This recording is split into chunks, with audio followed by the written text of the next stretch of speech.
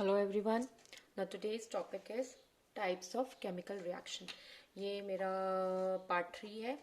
आप previous videos के लिए मुझे आप चैनल पे देख सकते हैं जिसमें आपको सब बता इसमें मैंने एक्सप्लेन किया था केमिकल इक्वेशंस क्या होते हैं, रिएक्शंस क्या होते हैं और बैलेंसिंग क्या होती है. तो अब हम पढ़ रहे हैं types of chemical reaction. RXN का मतलब क्या होता है? रिएक्शन. शॉर्ट फॉर्म में लिखा है मैंने. तो 4 types of reactions are there. एक है डायरेक्ट कॉम्बिनेशन, एक है decomposition, then displacement reaction and then double decomposition reaction. ये 4 टाइप के रिएक्शंस हैं. तो पहले डायरेक्ट कॉम्बिनेशन में देखो, जैसे मैंने लिखा है, दो चीजें कंबाइन करें इन विच 2 एलिमेंट्स या फिर कंपाउंड या फिर दो कंपाउंड या फिर एक एलिमेंट वो मैं अभी आगे एक्सप्लेन करूंगी. सिंपल अभी जनरल व्यू ले लो कि डायरेक्ट कॉम्बिनेशन में दो एलिमेंट कंबाइन, जैसे एक एलिमेंट है ए, एक एलिमेंट है बी, दोनों कंबाइन करके क्या बना रहे हैं? एक नया कंपाउंड ए बी. तो ये रिएक्शन क्या हो गया? Direct combination. डीकम्पोजिशन का मतलब होता है टूटना, कि जिसमें ए बी एक बड़ा कंपाउंड है, वो टूट के वो स्प्लिट होके दो एलिमेंट्स में फर्दर या दो कंपाउंड्स में फर्दर हो जाएगा, तो वो हो जाता है हमारा डीकम्पोजिशन. देखो ए बी है कंपाउंड, ये टूटा स्प्लिट हुआ वापस ए और बी में. नेक्स्ट है डिस्प्लेसमेंट. डिस्प्लेसमेंट का मतलब होता है, डिस्प्लेस का क्या करना होता है? दूसरे को हटाना. तो जो भी स्ट्रॉन्ग वाला होता है वो वीक को हटा देता है, यही होता है. तो इसके अंदर क्या, एक एलिमेंट है ए, दूसरा है बी सी. तो देखो इसमें क्या कर रहा है कि जो ए है ये सी के पास अपने साथ रिएक्ट कर रहा है, बी को हटा दिया. तो ये क्या हो गया? Displacement reaction. A C plus B is form. Fourth है हमारा डबल डिकम्पोजिशन. इसमें चारों रिएक्टेंट पार्ट कर रहे हैं, जैसे ए बी है और सी डी है. तो ए जो है प्लस वाला वो डी से रिएक्ट कर गया, तो बन गया ए डी. ये बन गया ए डी और बाकी क्या बना? B C. ठीक है, फिर से बता देती हूँ. 4 टाइप्स के केमिकल रिएक्शंस हैं. एक है direct combination, then decomposition, then displacement and then double decomposition. Direct combination में दो एलिमेंट कंबाइन कर रहे हैं ए और बी और बन रहा है ए बी. डीकम्पोजिशन में एक कंपाउंड स्प्लिट हो रहा है, वो बना रहा है ए और बी. डिस्प्लेसमेंट में एक एलिमेंट दूसरे को अपने साथ रिएक्ट करके डिस्प्लेस कर रहा है, जैसे ए सी और बी बन गया. और डबल डिकम्पोजिशन में ये प्लस माइनस रिएक्ट करते हैं, दो कंपाउंड्स बनेंगे, जिसको हम धीरे धीरे सबको एक एक करके पढ़ते हैं. तो सबसे पहले हम जो पढ़ रहे हैं डायरेक्ट कॉम्बिनेशन. फर्स्ट क्या है हमारा? Direct combination. कॉम्बिनेशन में क्या हो जाएगा? क्या लिखोगे? It is a reaction in which element combined to form a compound, या फिर a compound reacts with element to form a new compound, या फिर compound reacts to form a new compound. मतलब 3 कंडीशंस हैं एलिमेंट को. या तो सीधा दो एलिमेंट क्या होता है पता है ना? सिंपल मेटल्स, नॉन मेटल्स और मेटलॉइड होते थे एलिमेंट जो फर्दर डिवाइड होते थे. तो या तो मेटल किसी नॉन मेटल से रिएक्ट कर रहा होगा, या फिर कोई नॉन मेटल किसी नॉन मेटल से रिएक्ट कर रहा होगा, तो वो तो और क्या बना रहे हैं? नया कंपाउंड. तो ये रिएक्शन को क्या बोलते हैं हम?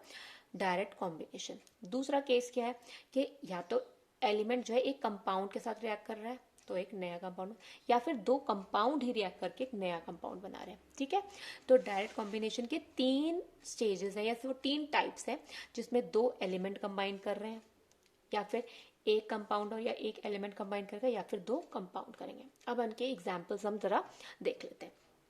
तो एलिमेंट वाला सबसे पहले हम देखते हैं. तो एलिमेंट क्या होता है? मेटल या नॉन मेटल. सोडियम क्या होता है? मेटल. ऑक्सीजन क्या हमारी? नॉन मेटल है. तो जब ये इसके साथ रिएक्ट कर रहा है, मैंने बताया सल्फर के साथ मिलके सल्फ्यूरिक एसिड के साथ मिलके सल्फेट बना था. तो उसी तरह कोई भी चीज जब ऑक्सीजन से रिएक्ट करती है तो वो बनाता है ऑक्साइड. क्या बनाता है? ऑक्साइड. ऑक्साइड की वैलेंसी होती है -2. अब इन सब का फॉर्मूला बताना यहाँ पे सिखा दूंगी. तो सिंपल क्या देखा तुमने? सोडियम को देखा ऑक्सीजन के साथ, तो मैं सिंपल आ जाना चाहिए बिना इक्वेशन लिखे कि सोडियम ऑक्साइड बनेगा. कैल्शियम कर रही है, कैल्शियम ऑक्साइड बनेगा. कार्बन कर रही है, कार्बन डाइऑक्साइड बनेगा. तो ऑक्साइड तो बन ही रहा है ना तीनों केसेस में. फॉर्मूला मैं फिर से बता देती हूँ. अब देखो सोडियम रिएक्ट कर रहा है, सोडियम की वैलेंसी 1, ऑक्सीजन की वैलेंसी 2. फॉर्मूला क्या बना? Na2O. तो ये बना दिया सोडियम ऑक्साइड. ठीक है. कैल्शियम का देखो, कैल्शियम की वैलेंसी 2, ऑक्सीजन की वैलेंसी 2, दोनों के नीचे आ गई है, इंटरचेंज हुआ, ये कैंसिल हो गया, फॉर्मूला बना CaO. ठीक है.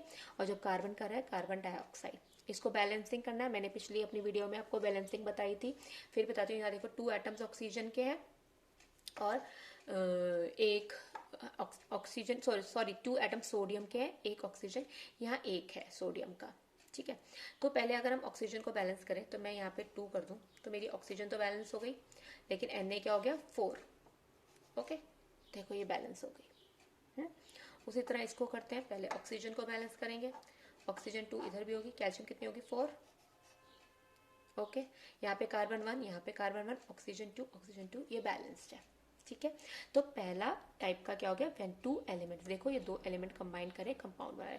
तो अगर आपका डायरेक्ट कॉम्बिनेशन आता है इसमें इन विच 2 एलिमेंट्स कंबाइन, तुम एक भी एग्जांपल, कुछ भी एग्जांपल लिख सकते हो।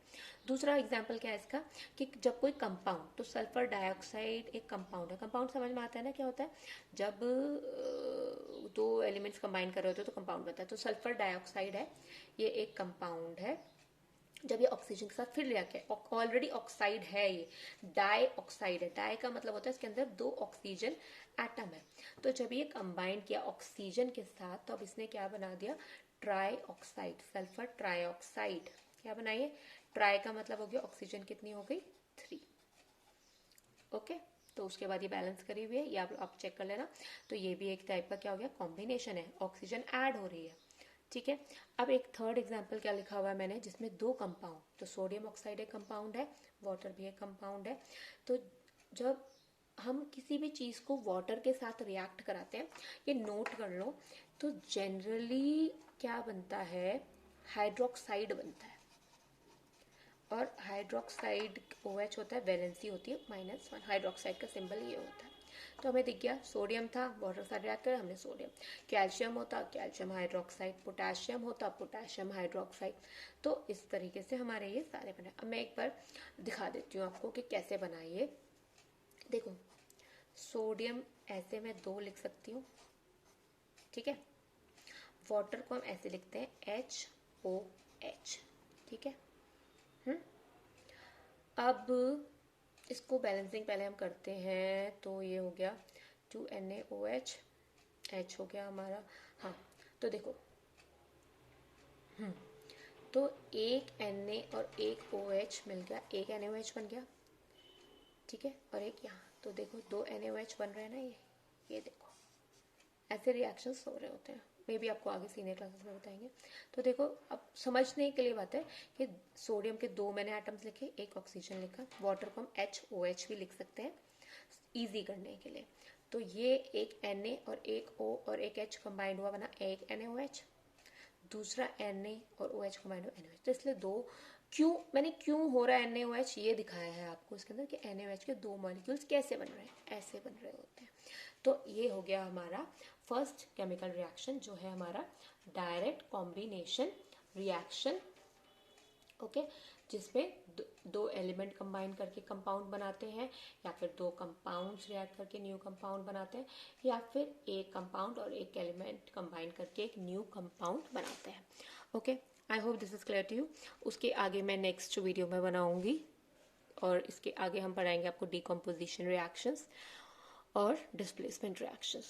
Okay, I hope you like my video. Do subscribe my video.